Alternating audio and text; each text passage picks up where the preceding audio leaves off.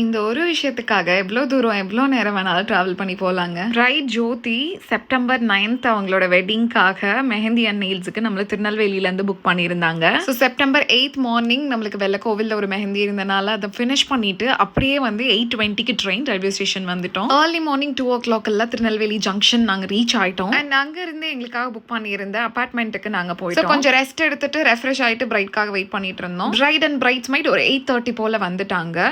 So அதுக்கப்புறம் discussion பண்ணிட்டு first nails தான் ஸ்டார்ட் பண்றதா பிளான். எனக்கு லாங் டே ஸ்டே வேணும்னு கேட்டிருந்தாங்க நெயில்ஸ். அதனால பிரிட்ஜல் எக்ஸ்டென்ஷன் நம்ம பண்ணியிருந்தோம். அவங்க ஒரு நியூட் ஷேட்ல கிளிட்டர்ஸ் வித் பேர்ல் ஸ்டோன்ஸ் இருக்கிற மாதிரி ஒரு இது காமிச்சிருந்தாங்க ரெஃபரன்ஸ். அதே மாதிரி நம்ம பண்ணி கொடுத்துருந்தோம்.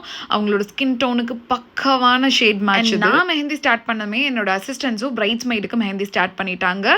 ஸோ ஒரு 5 பிரைட்ஸ் மெய்டுக்கு ஒர்க் பண்ணியிருந்தாங்க அவங்க. பிரைட் வந்து மெஹந்தியில் கொடுத்த டிசைன் வந்து நார்த் இந்தியன் பேட்டர்ன் தான். So peacocks, parrot and theme பேஸ்டில் வந்துட்டு வெட்டிங் தீம் பேஸில் ஃபிகர்ஸ் இதெல்லாம் கேட்டிருந்தாங்க. அதே மாதிரி நம்ம பண்ணி கொடுத்துருந்தோம். அண்ட் எங்களுக்கு நைட் 10 o'clock வந்துட்டு திருப்பூருக்கு ட்ரெயினுங்க.